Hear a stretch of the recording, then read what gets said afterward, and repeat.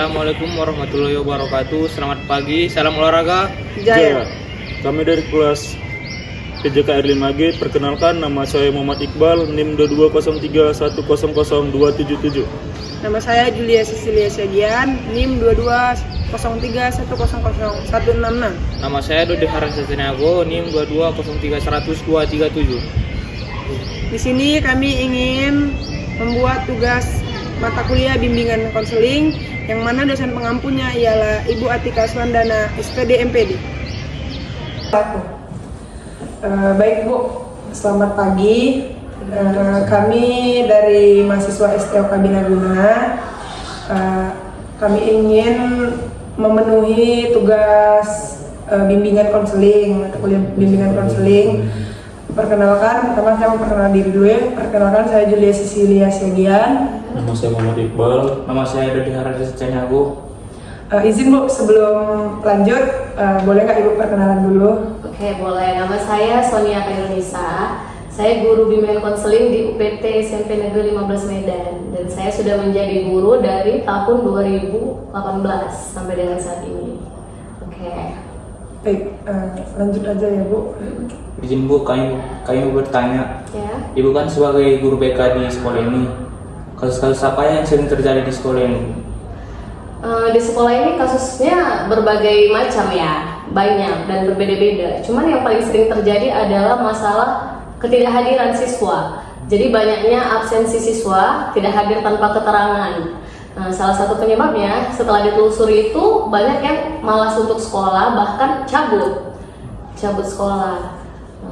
Jadi itu salah satu. Banyak lagi kasus-kasus di sini. Contohnya kayak temannya saling ganggu, berantem gitu kan. Bahkan ada yang dia tuh menyakiti dirinya seperti menyayat tangan. Itu juga pernah terjadi di sini. Iya, sedih, depresi. Jadi dia menutupannya dengan cara menyakiti diri sendiri. Itu yang lagi tren tahun ini kasusnya. Dan ternyata bukan hanya di sekolah ini, tapi di sekolah manapun ternyata ada juga kasus seperti itu. Itu dampak dari media sosial. Jadi mereka mencontoh dari mereka menonton video TikTok. Mereka menonton TikTok. Di TikTok itu dijelaskan bahwa saya ada orang, mereka merasa depresi, sakit hati, sedih, dan mereka luapkan semua rasa kesedihan itu dengan cara menyayat tangan. Dan di video itu dikatakan bahwa setelah mereka menyayat tangan, perasaan mereka jadi lebih lega, ya kan? Jadi anak-anak ini langsung tuh, oh iya ya, cobalah gitu, lega nggak gitu ya. Jadi mereka mencoba hal yang mereka tonton dari media sosial. Itu satu atau ada beberapa siswa yang gitu Bu? Ada beberapa siswa. Lumayan gitu ya Bu. Iya, karena kan sekarang ini zaman apa ya, anak-anak pasti punya handphone semua gitu, kan beda sama zaman kita dulu. Jadi mereka ya di handphone itu aja interaksinya lebih banyak daripada dengan teman-teman yang lain. Jadi melihat itu jadi hampir banyak ya. Miris sekali ya Bu, anak zaman sekarang gitu kan. Terus Bu, dari kasus-kasus yang Ibu bilang itu gimana cara penanganannya atas kasus kayak gitu? Solusinya ya. Cara penanganannya berbeda-beda ya. Contohnya kalau seandainya ada kasus nih masalah cabut ya.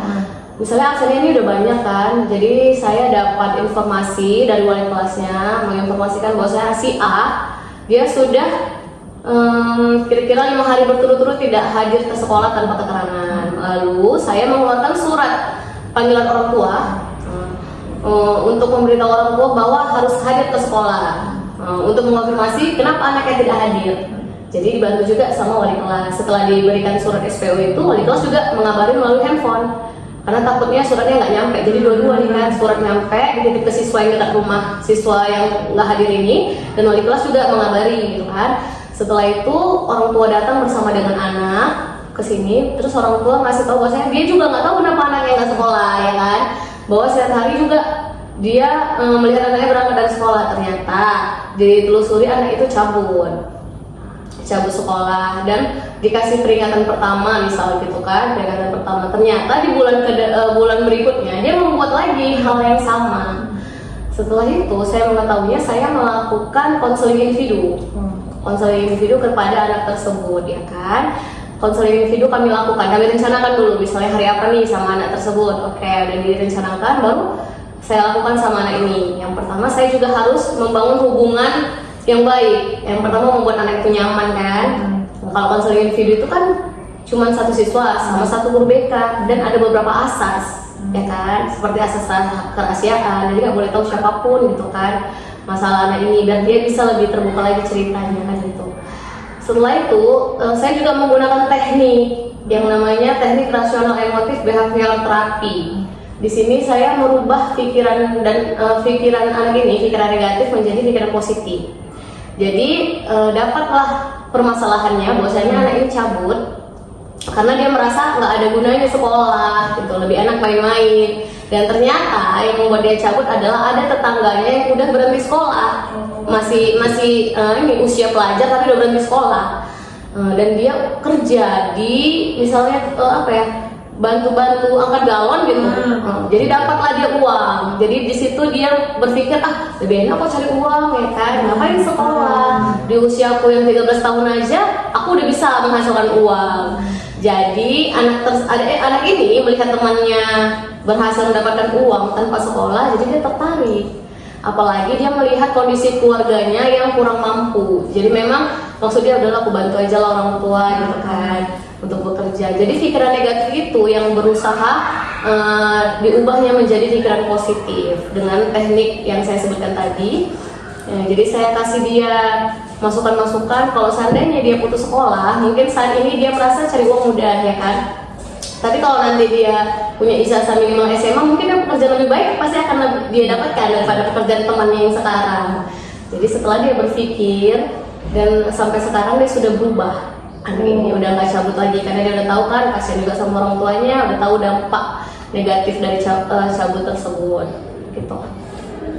Oke Bu, terus kan ini kami mau sedikit minta pesan dari Ibu, karena kan kami insya Allah nanti bakal jadi calon guru juga di masa depan. Iya. Kurang lebih kami juga bisa juga menanganinya, nanti nggak tahu lah gitu kan gimana. Jadi kami mau pesan ini dari Ibu untuk kami ini di masa depan itu gimana? Pesannya kalau jadi guru itu cuma satu, kita harus sabar. Ya, sabar itu yang utama karena banyak anak yang nggak seberuntung itu. Di rumah mungkin dia udah jadi yatim atau orang tua sudah bercerai, jadi di rumah mereka itu tidak mendapatkan kasih sayang dari orang tuanya, bahkan mereka juga menyaksikan kekerasan gitu kan di rumah. Jadi mungkin di sekolah sebagai guru kita lah yang harus sabar ya kan. Kalau anak itu buat salah jangan langsung dimarahi, kita nggak tahu selama apa sih hidupnya itu di rumah gitu. Kalau dia dimarahi lagi kan dia merasa makin mentalnya itu makin hancur. Ada siapa jadinya gitu. Iya betul. Jadi kita lah, karena mungkin kita yang bisa ngerti kan. Kadang orang tua aja dia nggak suka anaknya di rumah. Kalau misalnya libur kan bulan puasa, mereka nggak suka, udah sekolah aja lah, mending pun ngurusnya di rumah. Masa orang tuanya nggak bisa ngurusin gitu istilahnya kan. Jadi telah harus sabar karena banyak loh siswa masih kecil tapi masalahnya udah besar ya gitu. Gitu aja sih, jadi guru harus sabar dan harus berbesar hati, harus kerja dengan ikhlas gitu. Ya itu aja sih pesannya. Semoga kami bisa menerapkan yang bilang, semoga kami bisa seperti itu ya di masa depan. Oke lah Bu, mungkin ini saja yang kami bisa tanyakan sama Ibu. Kami sangat berterima kasih gitu Ibu sudah meluangkan waktunya kepada kami. Baiklah Bu, terima kasih. Oke, sama-sama.